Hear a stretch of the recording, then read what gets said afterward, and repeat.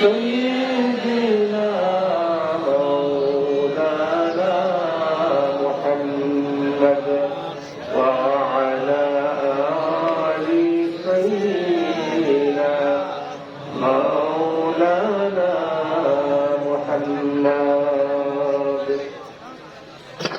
অধ্যকার মাহফিলের সম্মানিত সভাপতি,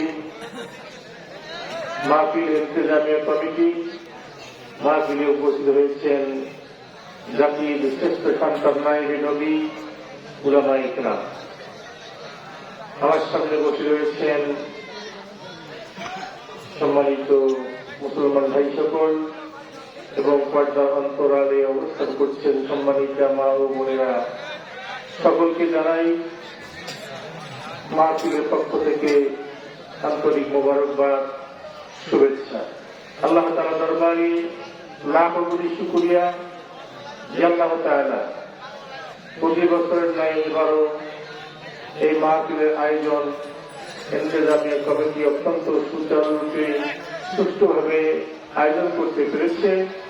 আল্লাহ তাআলা আমাদেরকে বেঁচে রেখে, শরীর সুস্থ রেখে, পারিবারিক সকল সমস্যা থেকে পার করে এই মাহফিলে যোগদান করার আশার সুযোগ করে দিয়েছেন। যে আল্লাহ তাআলা আমাদেরকে জান্নাতের বাগানে কবুল করলেন, আল্লাহ তাআলার দরবারে শুকরিয়া জ্ঞাপন করি। সবাই পাঠি আলহামদুলিল্লাহ। দরুদ ও সালাম আমাদের নবীর প্রতি, যে নবীর নূর মুবারককে আল্লাহ তাআলা সর্বপ্রথম সৃষ্টি করেছেন, যিনি হায়াতুন নবী, যিনি আল্লাহ তাআলার হাবিব, হাউজে কাউসারের মালিক, শাফাআতের কান্ডারি, যে নবীর উপরে একবার দরুদ ও সালাম পেশ করলে আল্লাহ তাআলা 10টি রহমত দান করে, 10টি গুনাহ মাফ করে দেন, 10টি প্রমোশন দিয়ে দেন। আমরা সকলেই আমাদের নবীর উপরে দরুদ ও সালাম পেশ করার জন্য পাঠ করি সাল্লাল্লাহু আলাইহি ওয়াসাল্লাম। আল্লাহ তাআলা আমাদেরকে অত্যন্ত ভাগ্যবান করেছেন যে আমাদের জন্ম এমনিতেই মুসলমান পরিবারের মধ্যে হয়েছে, বলে আলহামদুলিল্লাহ। আল্লাহ তাআলা আমাদের ভাগ্য আরো সুপ্রসন্ন করেছেন যে নবীর চেয়ে আর কোন দামি নবী নেই, রসুল নেই। সবচেয়ে দামি নবী এবং রসুল, শেষ নবী, আল্লাহ তাআলা হাবিব যিনি, সেই নবীর উম্মত করেছেন, বলে আলহামদুলিল্লাহ। এখন আমাদের বাকি যে এই নবীর উম্মতির মর্যাদা নিয়ে কবরে দেওয়া। কারণ মুসলমান ভাই জন্মগ্রহণ করলেই সে যে আল্লাহর প্রিয় হতে পারবে, নবীর প্রিয় হতে পারবে এমনটা নয়। আল্লাহ এবং আল্লাহ নবীর প্রিয় হওয়ার জন্য সেই ধরনের আমাদেরকে তৈরি হতে হবে, সেই রাস্তায় মুজাহিদা করতে হবে, প্রচেষ্টা করতে হবে। আল্লাহ তাআলার প্রিয় বান্দা হতে হলে ইবাদত বন্দেগী করতে হবে এবং সেই ইবাদতের মধ্যে আল্লাহ তাআলার সঙ্গে কোনো অংশী করা যাবে না, শিরক করা যাবে না। আমরা যেমন আমাদের পিতা মাতা ইন্তেকাল করলে তাদের অংশীদার হিসেবে আমরা জমি জায়গা ভাগ পাই, বাড়িঘর ব্যাংক ব্যালেন্স ভাগ পাই, ঠিক তেমনি আল্লাহ তাআলার জাত এবং সিফত, আল্লাহ তাআলার এই গুণবাচক নাম এবং আল্লাহ তাআলার জাতি নাম, এগুলো হচ্ছে অন্য কোনো কিছুকে যদি এগুলোর সমকক্ষ মনে করি, আল্লাহর যে ক্ষমতা, সেই ক্ষমতা অন্য কাউকে যদি মনে করি, আল্লাহর রিজিকদাতা, আমরা রিজিকের মালিক অন্য কোনো কিছুকে মনে করলে সেখানে আমরা শিরকের মধ্যে প্রবেশ করে যাবো। নাউযুবিল্লাহ। কোন পাথর, কোন গাছ, কোন পাহাড়, এরকম যত জড় পদার্থ রয়েছে, এগুলোকে কোন কল্যাণের মালিক মনে করা, এগুলোকে শ্রদ্ধা করা, সম্মান দেওয়া, এরকম কোন কিছু মনে করলে শিরকের মধ্যে চলে যাব। অনেকে হাত দেখায়, গণনা করে, গণনা করা ইসলামের মধ্যে নিষিদ্ধ রয়েছে। গণনা করা চলবে না। ভাগ্যিল্লাহ ভালো মন্দ আল্লাহ তাআলা দিবেন, বলি সুবহানাল্লাহ। যে আমরা গণকের কাছে গিয়ে হাত দেখাবো যে আমার ভাগ্যে কি আছে বলো, এগুলো ইসলামে সমর্থন করে না, এগুলো থেকে দূরে থাকতে হবে। তাহলে ইবাদত বন্দীগুলো করলে আল্লাহ তাআলা আমাদের উপরে খুশি হবে বলে সুবহানাল্লাহ।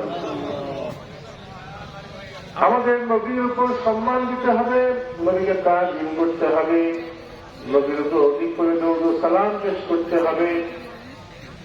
আবার নবীকে আল্লাহ সমকক্ষ মনে করা চলবে না, কারণ আল্লাহ হলেন খালিক, সৃষ্টিকর্তা, আমাদের নবী হলেন মাখলুক, সৃষ্টি।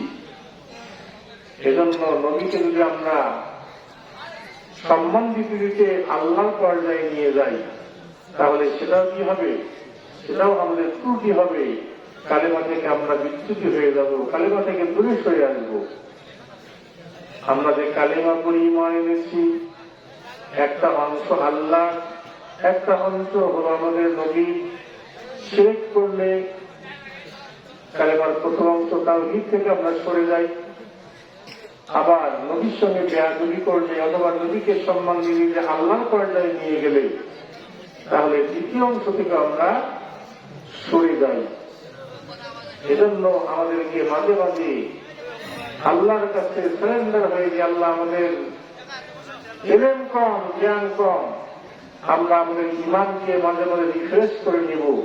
মাঝে মাঝে এই কালিমা পড়ে আমরা নতুন করে আবার ঈমানকে রিফ্রেশ করে আমাদের নিতে হবে যে আমরা কালেমায়ে তাইয়্যিবা, কালেমায়ে শাহাদাত পড়ে আবার ঈমানকে রিফ্রেশ করে নেব।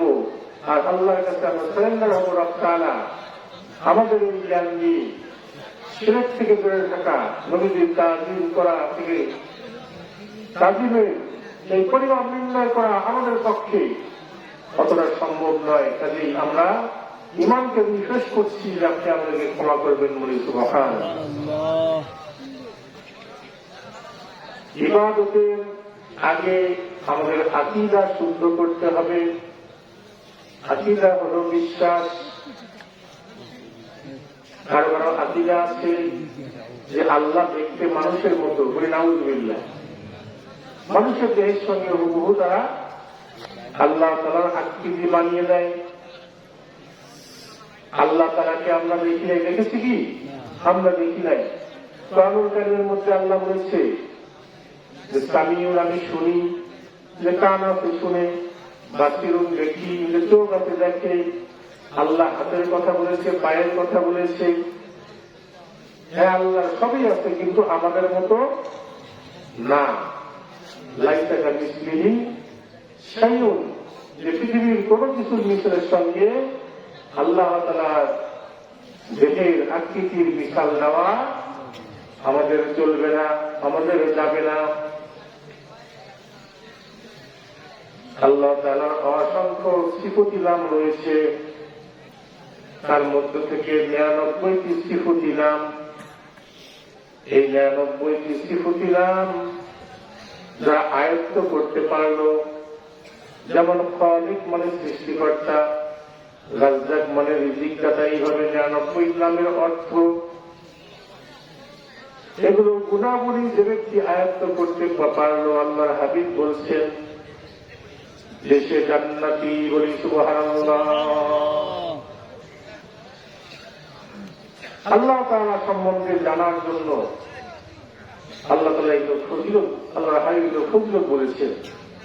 আয়াতুল কুরসি, যেটা আল্লাহ তাআলার পরিচয়, যে আল্লাহু লা ইলাহা ইল্লা হুয়াল হাইয়ুল কাইয়্যুম। আল্লাহ নামটা হলো জাতি নাম। কি নাম? ইসমে জাত। বাকি সব নাম সিফতি নাম। হাইয়ুল কাইয়্যুম সিফতি নাম। হাইয়ুল কাইয়্যুম অর্থ হলো চিরস্থায়ী, চিরঞ্জীব। আল্লাহ ছাড়া অন্য কেউ চিরস্থায়ী নয়, চিরঞ্জীব নহে। পৃথিবীর কোন কিছু টিকে থাকবে না, সবকিছুই ধ্বংস হয়ে যাবে। কুল্লু মান আলাইহা ফান ওয়া ইয়াবকা ওয়াজহু রাব্বিকা যুল জালালি ওয়াল ইকরাম। সব ধ্বংস হয়ে যাবে, শুধু আল্লাহ তাআলা থাকবে বলি সুবহানাল্লাহ। এখানে দুইটি আল্লাহ তাআলার সিফতি নাম পাইলাম, যে হাইয়ুল কাইয়্যুম, চিরস্থায়ী, চিরঞ্জীব। লা তা'খুযুহু সিরাতুন ওয়ালা নাওম, যে আল্লাহ তাআলাকে কোন প্রকার ঘুম তন্দ্রা আচ্ছন্ন করতে পারে না। বলি সুবহানাল্লাহ। ঘুম আমরা বালিশে মাথা দিয়ে ঘুমিয়ে পড়ি, সেটা ঘুম। আর বসে বসে যে জীবাণু হয় এটাকে বলা তন্দ্রা। আল্লাহ তাআলাকে তন্দ্রা ধরে না, ঘুমও আচ্ছন্ন করতে পারে না। আল্লাহ তাআলা এই সমস্ত থেকে মুক্ত। বলি সুবহানাল্লাহ। এই আয়াতুল কুরসির মধ্যে আল্লাহ তাআলা তার বর্ণনা করেছেন যে আল্লাহ তাআলা কি, আল্লাহ তাআলাকে কেমন করে আমরা চিনব। আল্লাহ তাআলাকে নিয়ে আমরা যদি এগুলো গবেষণা করি, আল্লাহকে যদি মহব্বত করি, আল্লাহর নাম যদি আমরা জপি জিকির করি, তাহলে আল্লাহ তাআলা আমাদেরকে ভালোবাসবেন। বলে সুবহানাল্লাহ। আয়াতুল কুরসির এত ফজিলত যে যে ব্যক্তি ফরজ নামাজের পরে আয়াতুল কুরসি তেলাওয়াত করবে, জান্নাতে যাওয়ার জন্য কোনো বাধা তার আর থাকবে না, সকল বাধা উঠে যাবে। বলি সুবহানাল্লাহ। এজন্য আমাদের প্রত্যেককে আয়াতুল কুরসি মুখস্থ করা দরকার এবং ফরজ নামাজের পরে পড়া দরকার। এইভাবে জান্নাত যাওয়ার যে অনেক ধরনের সুসংবাদ আছে, এগুলো আমাদেরকে গ্রহণ করতে হবে। আল্লাহর হাবিব বলছেন, মানুষকে সুসংবাদ দাও, সুসংবাদ দিতে হবে। অনেকেই মানুষকে শুধু ভয় দেখায় যে মুশরিক হয়ে গেছে, ঈমান হারা হয়ে গেছে, ইসলাম থেকে সরে গেছে, জাহান্নামী হয়ে গেছে। এগুলো বলা ঠিক না। আল্লাহ তাআলা কাকে কোন ওসিলায় ক্ষমা করে দিলেন সেটা আমাদের বলা মুশকিল। বলি সুবহানাল্লাহ। এজন্য আল্লাহ তাআলা অনেক নবী এই সমাজের মধ্যে দেখিয়েছেন। একজন খারাপ মহিলা কুয়ার পাড়ে গেছে, যাকে একটা কুকুর পানির পিপাসায় ছটফট করছে, সে পানি তুলে কুকুরটাকে খাওয়াইছে। আল্লাহ তাআলা এই আমলটা তার এত পছন্দ করেছে যে আমার মাখলুকের প্রতি তুমি দয়া হলে আমি তোমার প্রতি দয়া হয়ে তোমাকে মাফ করে দিলাম। বলি সুবহানাল্লাহ।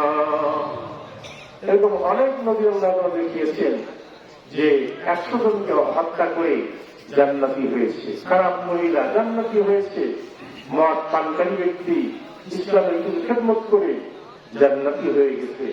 এজন্য আমাদের কাছ থেকে মানুষের বিরুদ্ধে এরকম বলা মোটেও শোভনীয় নয়।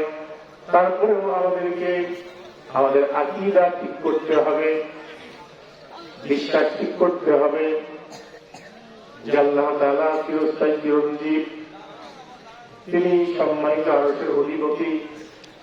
আল্লাহ তাআলা গোটা মাখলুককে এমন ভাবে দেখতে পান যে আমরা যেমন আমাদের হাতের তালুর মধ্যে কোনো কিছু রাখলে দেখতে পাই, আল্লাহ তাআলা গোটা মাখলুকের সবকিছুই একই সঙ্গে সেরকম দেখতে পাই। বলি সুবহানাল্লাহ। একটা পিঁপড়া অন্ধকার রাতে, কালো পিঁপড়া কালো পাথরের উপর দিয়ে হাঁটলে তার পায়ের আওয়াজটা পর্যন্ত আল্লাহ তাআলার নজরের বাইরে নয়। বলি সুবহানাল্লাহ। আল্লাহ তাআলাকে এইভাবে আমাদেরকে বিশ্বাস করতে হবে। সব জায়গায় আল্লাহ তাআলার হাজির নাজির মনে করে চললে আমাদের পক্ষ থেকে খারাপ কাজ হবে না। আকীদাকে শুদ্ধ করলে পারে অল্প ইবাদত বন্দেগী করলেও তার জন্য সুসংবাদ রয়েছে। বলি সুবহানাল্লাহ। আমাদের নবী শেষ নবী, যদি আকীদা নষ্ট করা যায় যে আরো নবী আসবে, তাহলে আকীদা কি হয়ে গেল? নষ্ট হয়ে গেল। কিন্তু আমাদের সমাজে অনেক কিছু কথা নিয়ে আমরা তর্ক বিতর্ক করি যে নবী নূরের তৈরি নাকি মাটির তৈরি। এটা কিন্তু আকীদার মধ্যে না। এটা কিসের মধ্যে না? আকীদার মধ্যে না। নবী কিসের তৈরি হয় হোক, এগুলোকে আমাদের মাথা ঘামানো মোটেও ঠিক না, কারণ এটা আকীদার মধ্যে নয়। এরপর নবীর হাদিস নাযিল নিয়ে অনেক তর্ক বিতর্ক করে, এটা আকীদার মধ্যে নয়। আমাদের নবী হলো আখির নবী, আমাদের নবীর পর আর নবী আসবে না, এটাই হলো আকীদা। কারামাতুল আউলিয়া, আউলিয়া কেরামতের কেরামত সত্য, এটা হলো আকীদা। কবরে আযাব সত্য, ফুলসিরাত সত্য, পরকাল, আসরের ময়দান সত্য, এগুলো হলো আকীদা। তাকদীরের ভালো মন্দ আল্লাহ তাআলার পক্ষ থেকে, এগুলো হলো আকীদা। এগুলো আমাদেরকে শুদ্ধ করতে হবে, তাহলে আল্লাহ তাআলা আমাদেরকে প্রিয় হিসেবে কবুল করবেন বলে সুবহানাল্লাহ। আমি সূরা ফালাক তেলাওয়াত করেছি। রব তাআলা বলছেন, কুল আউযু বিরাব্বিল ফালাক। কুল শব্দটি হলো আমাদের নবীকে সম্পৃক্ত করা। আল্লাহ তাআলা চান তার হাবিবকে কোরআনুল কারীমের প্রত্যেকটি জায়গায় সম্পৃক্ত করা। যদি কুল শব্দটি আল্লাহ তাআলা বাদ দিতেন, আউযু বিরাব্বিল ফালাক থেকে শুরু করতেন, তবুও কোনো সমস্যা হতো না। কিন্তু আল্লাহ তাআলা চান যে আমি আমার তাওহীদ যেখানে রয়েছে, আমার নবীজির রিসালাত সেখানে রয়েছে, বলি সুবহানাল্লাহ। নবীকে বাদ দিয়ে তাওহীদ সম্পূর্ণ করা সম্ভব নয়। তাওহীদ এবং রিসালাত দুইটা নিয়ে ঈমান পরিপূর্ণ, একটাকে বাদ দিলে ঈমান পরিপূর্ণ হবে না। শুধু আল্লাহকে দিয়ে ঈমান পরিপূর্ণ হবে না, এবং শুধু আমাদের নবীকে মুহাম্মদ রাসূলুল্লাহ সাল্লাল্লাহু আলাইহি ওয়াসাল্লামকে দিয়েও ঈমান পরিপূর্ণ হবে না। দুইটারই প্রয়োজন, বলি সুবহানাল্লাহ। আউযু, আমি আশ্রয় চাচ্ছি, প্রার্থনা করছি, পানা চাচ্ছি বিরাব্বিল ফালাক, যে রবের নিকটে যিনি শুভ প্রভাত, সকাল, মর্নিং তৈরি করেন, সকাল সূর্য উঠান যিনি। এখন রাত হয়েছে, এই রাত আল্লাহ করেছেন, আবার সকাল হবে, আল্লাহ করবেন। এই পৃথিবীকে আল্লাহ এমন ভাবে ঘুরান যে কিছু সময় রাত, কিছু সময় দিন যেন হয়, আমাদের সুবিধার জন্য পৃথিবীকে আল্লাহ তাআলা এভাবেই ঘুরান, বলি সুবহানাল্লাহ। সূরা ফালাক এবং নাস দুইটি সূরা, আলাদা আলাদা নাম, আবার দুইটি সূরার একত্রে একটি নাম রয়েছে মুআব্বিজাতাইন, রক্ষা কবচ, তাবিজ। আমরা তাবিজ ব্যবহার করি কিনা? তাবিজ ব্যবহার করি। হযরত ওমর রাদিয়াল্লাহু আনহু, রোমের সম্রাট হিলিয়াস এর মাথা ব্যথা ছিল। তিনি হযরত ওমরের কাছে চিঠি লিখলেন, আমিরুল মুমিনিন, আমার মাথা ব্যথা ভালো হয় না, কি করব? সে একটা টুপি হাতিয়ে দিলেন, যে টুপিটা মাথায় রাখবে। এই টুপিটা মাথায় রাখার সঙ্গে সঙ্গে তার মাথার ব্যথা ভালো হয়ে গেল, বলি সুবহানাল্লাহ। পরবর্তী সেই টুপিটা খুলে দেখে সেখানে বিসমিল্লাহির রহমানির রহিম লেখা রয়েছে, বলি সুবহানাল্লাহ। এইভাবে তাবিজের বৈধতা রয়েছে। কিন্তু তাবিজ দেওয়া যাবে না কি দিয়ে? যেমন নবী বলছেন, মান তাআল্লাকা তামিমা ফাকাদ উশরিকা, যে ব্যক্তি তামিমা ঝুলালো, যে ব্যক্তি তামিমা ঝুলালো, সে শিরক করলো। তামিমা শব্দটিও আরবি, তাবিজ শব্দটিও আরবি। তো তাবিজটা হলো রক্ষা কবচ, আর তামিমা বলা হয় যে কোনো পাথর, কোন লোহার টুকরা, কোন গাছের শিকড়, এগুলোকে কল্যাণের মালিক মনে করে গলার মধ্যে ঝুলা, হাতের মধ্যে পরা, এগুলোকে কল্যাণের মালিক মনে করলে সেটা হলে তামিমা। আর আল্লাহ তাআলার কালাম দিয়ে কোনো কিছু রেখে যদি ব্যবহার করা যায়, সেটা হবে তাবিজ, সেটার বৈধতা রয়েছে, বলি সুবহানাল্লাহ। মুআব্বিজাতাইন দুইটি সূরার নাম, তাবিজ বা মুআব্বিজাতাইন রক্ষা কবচ। আমাদের নবীকে জাদু করা হয়েছিল। লাবিদ ইবনে আসরম এবং তার বোনেরা মিলে আমাদের নবীকে জাদু করেছিল। যদিও নবীর গায়ে জাদুর প্রভাবটা 100% পড়ে নাই, তবুও কিছুটা পড়েছিল। যখন জাদু করলো, আমাদের নবী যখন ভুলে যাচ্ছে এরকম মনে হচ্ছে, আল্লাহ তাআলা আমাদের নবীকে স্বপ্নে দেখালেন এই ঘটনাটি। আল্লাহ নবী দেখছেন দুইজন ব্যক্তি আসলো, একজন অপরজনকে প্রশ্ন করছে, মুহাম্মদ সাল্লাল্লাহু আলাইহি সাল্লামের কি হয়েছে, কেন তার শারীরিক এই অবস্থা? আরেকজন উত্তরে বলছে যে এনাকে সেহের, জাদু করা হয়েছে। কে করেছে? যে লাবিদ ইবনে আসরম তার বোনেরা। কি দিয়ে করেছে? যে না চিরুনি, চুল, এগুলো সংগ্রহ করেছে, কাপড় সংগ্রহ করে পুতুল বানিয়ে জাদু করে এই পুতুল রাখা হয়েছে জুরাইম গোত্রের কুয়ার মধ্যে। কিভাবে তিনি ভালো হবেন? তখন ফালাক এবং নাস দুইটি সূরা তেলাওয়াত করলেন, যে এই দুইটি সূরা ওই পুতুল বের করে এই দুইটি সূরা তেলাওয়াত করলে জাদুর ক্রিয়া সম্পূর্ণভাবে নষ্ট হয়ে যাবে বলি সুবহানাল্লাহ। আমাদের নবীকে যে জাদু করা হলো, এটা আসলে মূলত আমাদের জন্যই এসেছে। নবীজির ভুল আমাদের জন্য উপকার। যেমন আমাদের নবী ফজরের নামাজ দেখতে পারেন নাই, ঘুমিয়েছিলেন, সূর্য উঠার পর ফজরের নামাজ পড়েছেন। নবী যদি এরকম না হতো তাহলে সূর্য উঠার পরেও যে ফজর নামাজ পড়া যায় আমরা পাইতাম না। পাইতাম কি? আমরা পেতাম না। আবার আল্লাহ নবী কিছু সাহাবীকে বললেন, অমুক জায়গায় গিয়ে তোমরা আসরের নামাজ পড়বে। ওই জায়গা যাওয়ার আগেই আসরের রক্ত শেষ, মাগরিবের রক্ত হয়ে আসছে। কিছু কিছু সাহাবী থেমে নামাজ পড়ে নিলেন, কিছু কিছু সাহাবী বললেন না, আল্লাহ রাসূল বলেছে ওই জায়গায় গিয়ে পড়তে হবে। তারা করলেন না। মাগরিবের রক্ত শুরু হয়ে গেল, একসঙ্গে গিয়ে আসর এবং মাগরিব পড়লেন বলে সুবহানাল্লাহ। আল্লাহ নবীর কাছে ফিরে আসলেন, এসে বললেন, ইয়া রাসূলুল্লাহ, এইভাবে আমরা করেছি যে তোমরা আমার হুকুম মেনেছো। হুকুম মানা হলো বড় কাজ, তোমরা সঠিক। যারা পড়েছো তাদেরকে বেশি বলবো না, তারাও সঠিক। তাহলে বোঝা গেল যে বেতন হুকুম মানতে গিয়ে একসঙ্গে দুই ওয়াক্তের নামাজ পড়া বৈধ হয়ে যাবে বলি সুবহানাল্লাহ। আপনি সফরে বের হচ্ছেন, জোহরের নামাজ আসরের নামাজ একসঙ্গে পড়ে নিবেন, সমস্যা নেই। আগে জোহর পড়ে নিলেন, তারপর আসর পড়ে নিয়ে সফর শুরু করলেন। রাস্তায় সমস্যা হতে পারে, জোহর আসর একসঙ্গেই পড়ে নিবেন। আরাফাতের ময়দানে জোহর এবং আসরের নামাজ একসঙ্গেই হয় বলি সুবহানাল্লাহ।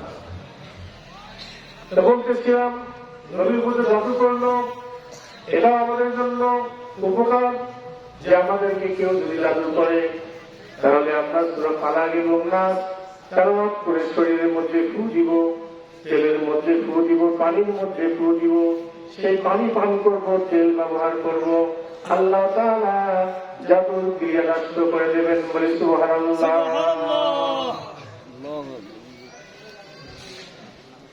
আমাদের মুক্ত লাগবে পবিত্র। মুক্ত কি লাগবে? পবিত্র লাগবে, জিকির লাগবে, নামাজ পড়তে হবে। নামাজের কোন বিকল্প নাই, আছে কি? আল্লাহ নবী মসজিদ প্রতিষ্ঠা করেছেন, নামাজের দৃশ্য দিয়ে কান্না করেছেন।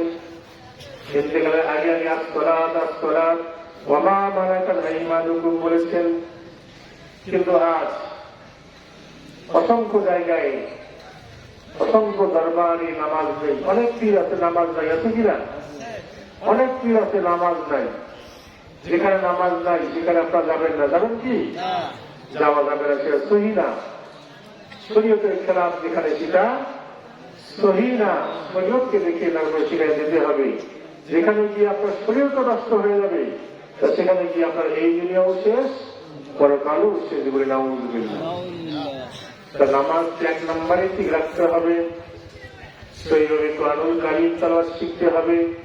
মুখকে পবিত্র রাখার চেষ্টা করতে হবে। সেই মুখ দিয়ে যদি সূরা ফাতিহা, সূরা ইখলাস, আয়াতুল কুরসি, ফালাক, নাস পড়ে ফু দেওয়া যায় রোগীর গায়ে, আল্লাহ তাআলা সেই রোগীকে সুস্থ করে দেবেন বলে সুবহানাল্লাহ। এই চেষ্টা আমাদেরকে করতে হবে। সূরা ফালাক এবং নাসের মধ্যে আমরা কি শিক্ষা পাই? যে হিংসা করা যাবে না। কি করা যাবে না? হিংসা করা যাবে না। হাসাদ, হিংসা করা যাবে না। হিংসা মুক্ত অন্তর তৈরি করতে হবে। এরপর কি করা যাবে না? যে শয়তান ওয়াসওয়াসা দিবে, শয়তান বারবার আমাদের কাছে ফিরে আসবে। খান্নাস মানে কি? বারবার ফিরে আসে। লা হাওলা পড়বেন, ভারত থেকে ফিরে আসবেন, আবার সে ওয়াসওয়াসা দিবে। এই জন্য জিকির করতে হবে, বেশি বেশি তাওবা ইস্তেগফার করতে হবে, আমাদের নবীর দরুদ ও সালাম করতে হবে। আল্লাহকে সব জায়গায় হাজির নাজির মনে করলে শয়তানের ওয়াসওয়াসা কাজে আসবে না বলি সুবহানাল্লাহ। الذي يوسوس في صدور الناس। এই শয়তান কোথায় ওয়াসওয়াসা দেয়? সুদূর, বক্ষের মধ্যে। বক্ষের মধ্যে রয়েছে পাল। কি হচ্ছে? পাল। কলবের মধ্যে জায়গায় করে নেয়, কালবের মধ্যে বসতে পারলে তাহলে সেই ব্যক্তিকে হেদায়েত করা খুবই কঠিন হয়ে যায়। সে হেদায়েতের রাস্তায় আসতে চায় না। এই জন্য কলবের মধ্যে যেন শয়তান জায়গা করে না নিতে পারে। মিলাল জিন্নাতি ওয়ান নাস, এই শয়তান যেমন শয়তানের একটা জাতি আছে, তার জিন জাতি, ইবলিস আলাদিনা কি জিন জাতি ওয়ান নাস, মানুষের মধ্যে শয়তান আছে। শয়তান তার মুরিদ বানিয়ে ফেলে, তার রক্ত বানিয়ে ফেলে, ওই মানুষটাও শয়তান হয়। এজন্য যারা খারাপ মানুষ তাদের সোহবত থেকে দূরে থাকতে হবে। যারা মদ খায় তাদের সঙ্গে ঘুরলে সে চেষ্টা করবে আপনাকে মদ খাওয়ানোর জন্য।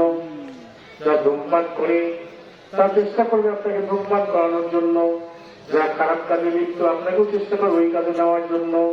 যারা বিভিন্ন ফেন্সিডিল বিভিন্ন যে নেশা করে, এই নেশা করার পর তাদের সঙ্গে আপনার সন্তানরা যদি ঘুরে আস্তে আস্তে তারা নেশাকারী হয়ে যাবে। এজন্য খারাপ কর্ম থেকে দূরে থাকতে হবে। আল্লাহ বলছেন যে শয়তান মানুষের মধ্যেও হয় আর জিনের মধ্যে তো আছেই। এই জন্য খারাপ মানুষ থেকে আমাদেরকে দূরে থাকতে হবে, শয়তানের ওয়াসওয়াসা থেকে আমরা বাঁচতে পারব। আজ আমাদের সমাজে ছোটখাটো অনেক নিছক বিষয় নিয়ে অনেক বড় বড় সমস্যা, বিশেষ করে ভালো বড় কাজগুলোকে বেদাত বলা। যেমন আমরা মিলাদ করি, দাঁড়িয়ে নবীকে সালাম দেই, মিলাদের মধ্যে আমরা কি কি করি, কোরআনুল কারীম তেলাওয়াত করি, এটা সহিহ আছে। যে কোনো দরুদ নবীর উপর পড়লে সেটা কি সহিহ আছে। নবীকে দাঁড়িয়েও সালাম দেওয়া যায়, বসেও সালাম দেওয়া যায়, শুয়েও সালাম দেওয়া যায়।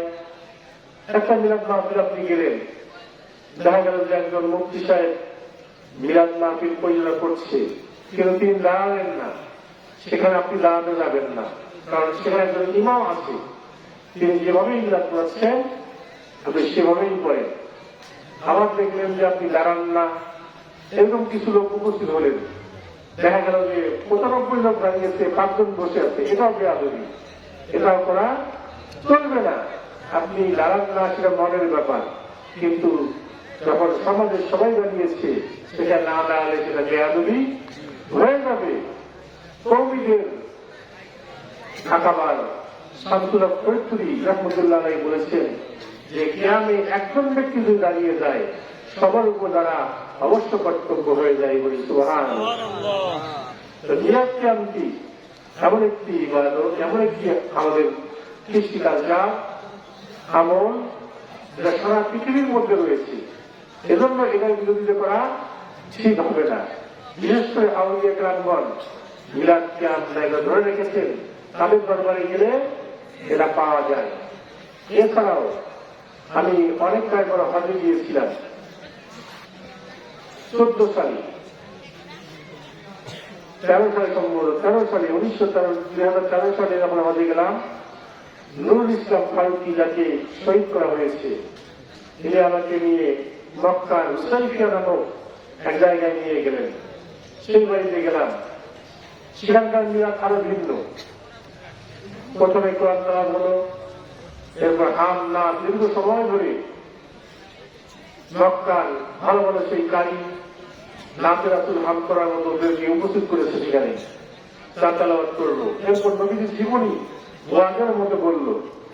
আমরা যে আল্লাহুম্মা সাল্লি দরুদ করি এরা পড়লো না, শুধু নবীজির জীবনী বললো, এবং প্রায় ২ ঘন্টা পরে দাঁড়িয়ে নবীকে সালাম দিল। বলি সুবহানাল্লাহ। মক্কায় হুসাইফিয়া মসজিদ নূরের পাশে আমার বাড়ি, সেখানে পৃথিবীর অনেক জায়গার হাজি উপস্থিত, ইউরোপের, আমেরিকার, এরপর সিঙ্গাপুর, মালয়েশিয়া, পাকিস্তান, বাংলাদেশ, ভারত, বিভিন্ন দেশের হাজিরা সেখানে উপস্থিত। সবাই তো দাঁড়িয়ে নবীকে সালাম দিল।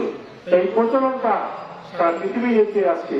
তাহলে এই প্রচলন নিয়ে আমাদের সমালোচনা করে সমাজে বিশৃঙ্খলা সৃষ্টি করা উচিত নয়। এগুলো নিয়ে ঝগড়া বিবাদ তর্ক বিতর্ক করা আমাদের মোটেও উচিত না। যারা করতেছে তারাও সহি, যারা করতেছে না তারাও সহি। নবীর উপর দরুদ ও সালাম সবভাবেই পড়া যায়, বসে বসেও পড়া যায়, শুয়েও পড়া যায়, হাঁটতে হাঁটতেও পড়া যায়, দাঁড়িয়ে দাঁড়িয়ে পড়া যায়, কোনো সমস্যা নেই। এজন্য সকলেই তৈরি হয়েছে। মাঝখানে শয়তান ওয়াসওয়াসা দিয়ে আমাদের মধ্যে বিশৃঙ্খলা সৃষ্টি করে, তাহলে এগুলো থেকে আমাদেরকে যেভাবেই হোক দূরে থাকা উচিত। আল্লাহুল আলামিন আজকের মাহফিলে যা জিনিস শুনলাম আমাদেরকে আমলটা আমাদের সহজ করে দিই। আল্লাহ ইমানদার নবীর প্রিয় উম্মত হওয়ার সৌভাগ্য দান করুক, আমাদের ইমানকে আল্লাহ তাআলা পরিপূর্ণতা দান করুক। এই মাহফিলকে আমাদের ময়দানে তাদের বসিরা বানিয়ে দিই। বছরের প্রতি বছর যেন আবার আগামী দিনগুলো এই মাহফিল আরো সুন্দর আর সুস্থ ভাবে ব্যাপকভাবে যেন হয়, আমাদের কবুল করুক আল্লাহ। আমরা সকলেই তওবা ইস্তেগফার করে নেই, ইমানকে রিফ্রেশ করে নেই। আমরা আমিরা পড়ছি, আবার পরে পরে আপনারা আমার সহায়তা করুন। আউযু বিল্লাহি মিনাশ শাইতানির রাজীম। বিসমিল্লাহির রাহমানির রহিম। বিসমিল্লাহির রাহমানির রহিম। আস্তাগফিরুল্লাহ রাব্বি মিন কুল্লি যামবিন ওয়া আতুবু ইলাইহি ولا حول ولا قوة إلا بالله العلي العظيم. آمنت بالله كما هو بأسمائه وصفاته وقبلت جميع أحكامه وأركانه. آمنت بالله وملائكته وكتبه ورسله واليوم الآخر والقدر خيره وشره من الله تعالى والبعث بعد الموت. لا إله إلا الله محمد رسول الله. أشهد أن لا إله إلا الله وحده لا شريك له وأشهد أن محمدا عبده ورسوله. আমি ওয়াদা করিতেছি 5 ওয়াক্তের নামাজ আদায় করিব, রমজান মাসের রোজা রাখিব, হজ ফরজ হইলে হজ করিব, যাকাত ফরজ হইলে যাকাত আদায় করিব, অধীনস্থ নারীকে পর্দায় রাখিব, নিজেও পর্দা মতো চলিব, অধিক পরিমাণে নফল ইবাদত করিব। আমি আরো ওয়াদা করিতেছি মিথ্যা বলিব না, ওয়াদা খিলাফ করিব না, আমানতের খেয়ানত করিব না, অশ্লীল ছায়াছবি দেখিব না, ফাহিশা কথা বলিব না, চুরি করিব না, সুদ খাইব না, ঘুষ খাইব না, যৌতুক নিব না, কারোর কোনো ক্ষতি করিব না। আমি মাফ চাইতেছি শিরক হইতে, কুফরি হইতে, কবিরা গুনাহ হইতে, সগীরা গুনাহ হইতে। হে আল্লাহ, আমার জীবনের সমস্ত গুনাহ মাফ করে দাও। এই দুনিয়ায় শান্তি দান করো, পরকালে মুক্তি দিও, রহম করো, করম করো, বকশিশ করো, দুজাহানের মেলা পার করো, গায়েতে মাকসুদে পৌঁছাও। আমিন সুম্মা আমিন।